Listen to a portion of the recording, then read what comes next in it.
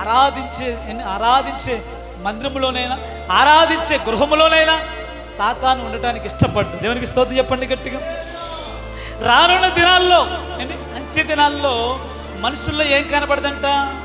విశ్వాసం చల్లారిపోతూ ఉంటుందంట. గుర్తుపెట్టుకోండి. ఈ మధ్యన అంత ప్రార్థన చేయట్లేదండి, ఈ చెల్లి ఈ మధ్యన అంత విశ్వాసం ఉండలేదని అంటే ఆడిని బట్టి నువ్వు తగ్గిపోకూడదు, ఆడిని బట్టి నువ్వు చల్లారిపోకూడదు. గుర్తుపెట్టుకోండి, చాలా జాగ్రత్త. ఇంకా నువ్వు భక్తిలో ముందుకెళ్ళాలి, ఇంకా విశ్వాసంలో నువ్వు ముందుకెళ్ళాలి. ఈ మధ్యకాలంలో చాలామంది ఎంత చెప్పిన పాస్టర్ గారి మాట వినట్లేదు.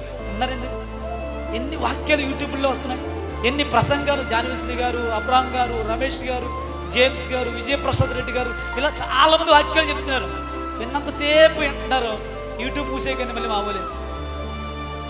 నిజం పిల్లరా, నేను అంటున్నాను, దేవుని రాకడ సమీపంగా ఉంది. యుద్ధాలు జరుగుతున్నాయి, భూకంపాలు వస్తున్నాయి, కరువులు వస్తున్నాయి అండి. ఇవన్నీ జరుగుతున్నాయి కదా, నేను అప్పుడు పోను కదా అనుకోవద్దు.